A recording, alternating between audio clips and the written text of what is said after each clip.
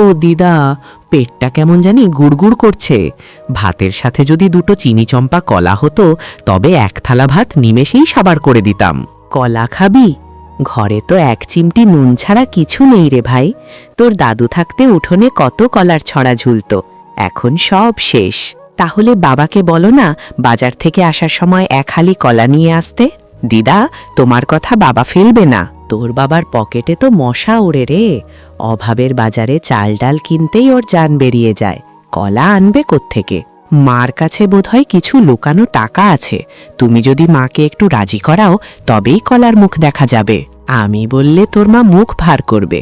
তুই বরং একটু কাচুমাচু মুখ করে মার কাছে গিয়ে দাঁড়া, দেখবি মা ঠিক গলে যাবে। আচ্ছা দিদা, আমিই যাচ্ছি, তবে কলা আনলে কিন্তু তুমি আর আমি ভাগ করে খাবো, দাদুকে বেশি দেব না। আচ্ছা রে দস্যি ছেলে, আগে তো কলা আসুক। যা, মার কাছে গিয়ে একটু বায়না ধর। আমি গেলাম। মা রাজি হলে কিন্তু তুমি কলার খোসা দিয়ে ভর্তা করে দেবে, ওটা খেতেও কিন্তু দারুণ লাগে। যা যা, আগে রাজি করা। তোর মা রাজি হলে আমি তোর বাবাকে ফোন করে মনে করিয়ে দেব।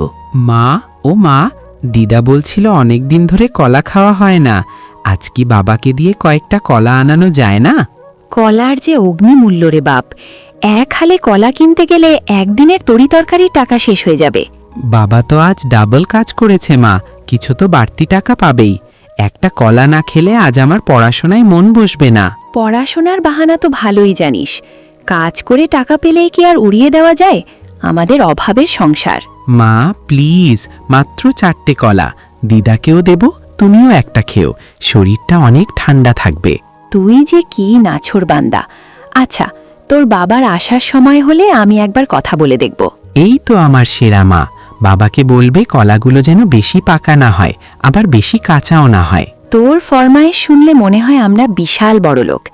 আচ্ছা যা, এখন সর এখান থেকে। তুমি বাবাকে বললে বাবা ঠিক আনবে। আমি জানি বাবা আমাদের জন্য জান দিয়ে দিতে পারে, আর তো সামান্য কলা। ঠিক আছে, আমি দেখছি, টাকা যদি বাঁচে তবেই কলার দেখা পাবি। এখন গিয়ে পড়তে বস। শুনছো, ছেলেটার মা তো আজ কলা খাওয়ার জন্য খুব মনমরা হয়ে আছে। আসার সময় কি কয়েকটা কলা আনতে পারবে? কলা?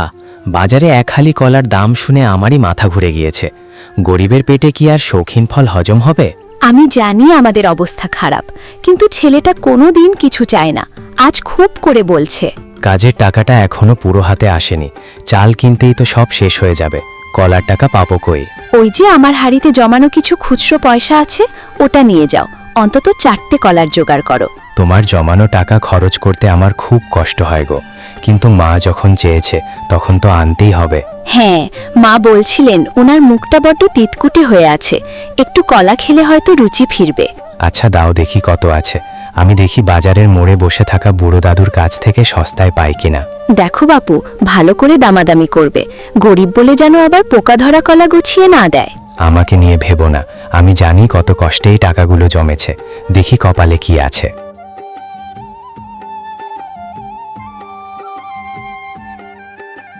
ও ভাই কলাওয়ালা, এই কলার হালি কত?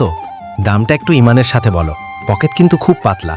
কি যে বলেন ভাই, একদম অমৃতের মতো মিষ্টি কলা, মাত্র 40 টাকা হালি, মুখে দিলে একদম মিলিয়ে যাবে।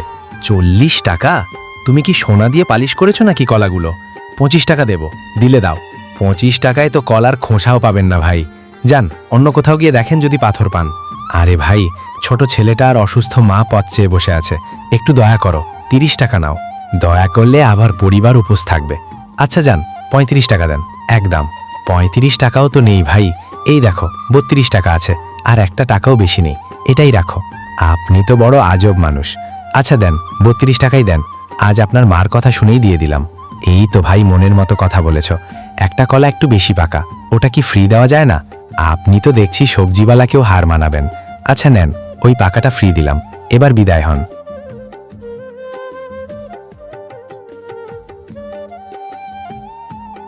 এই নাও তোমার কলা। বাজার ঘুরে যা যুদ্ধ করতে হয়েছে তা অলিম্পিকের কুস্তির চেয়ে কম নয়। ওমা, কলাগুলো তো দেখতে বেশ বড় বড় আর হলুদ, কিন্তু এর জন্য তুমি কত টাকা খরচ করলে? 32 টাকা দিয়েছি, আর একটা পাকা কলা ফ্রি নিয়ে এসেছি। কলাওয়ালা তো প্রায় কেঁদেই দিয়েছিল। 32 টাকা? এত টাকা কেন দিলে? পাশের বাড়ির রহিমা তো সেদিন 25 টাকায় এক হালি কিনে আনলো। রহিমা ভাবির কলা নিশ্চয়ই ভেতরে বিচি ছিল। আমার এই কলা দেখো, একদম ননি মাখন। যাকগে, ছেলেটা দেখলে খুব খুশি হবে। আমি এখনই এগুলো ধুয়ে নিয়ে আসছি। শোনো, কলার খোসাগুলো কিন্তু ফেলো না, ওটা দিয়ে একটু ভর্তা বানিও, ভাতের সাথে দারুণ লাগবে। জানি গো জানি, গরিবের ঘরে কোনো কিছুই তো ফেলা যায় না।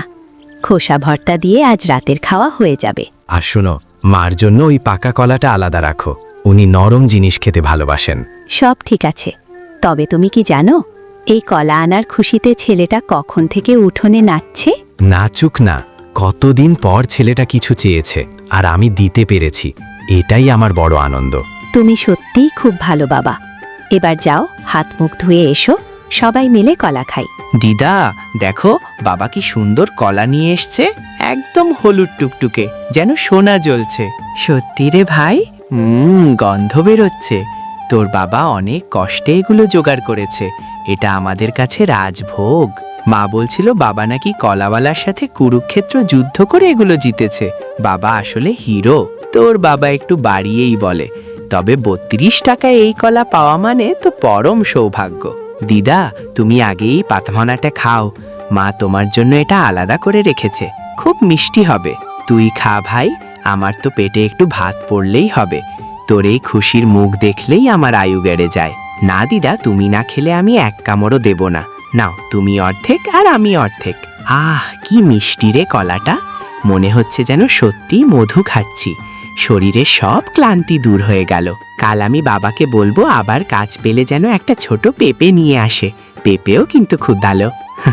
ডাবের পকেটে টান দিস না রে পাগল, আগে আজ কলাটা দিয়ে তৃপ্তি করে খেয়ে নি। ঠিক বলেছ দিদা, এই কলার স্বাদের কাছে বিরিয়ানিও কিছু না।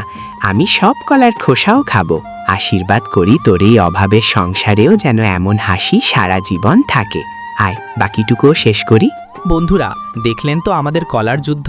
আপনাদের ওদিকে এক হালি কলার দাম কত? জলদি কমেন্ট করে জানান। আর ভিডিওটা ভালো লাগলে একটা লাইক আর শেয়ার করতে কিন্তু একদম ভুলবেন না। আর হ্যাঁ, আমাদের এই গরিবের ছোট্ট পরিবারকে বড় করতে এখনই সাবস্ক্রাইব বাটনটা চেপে দিন। দেখা হবে পরের ভিডিওতে। টাটা।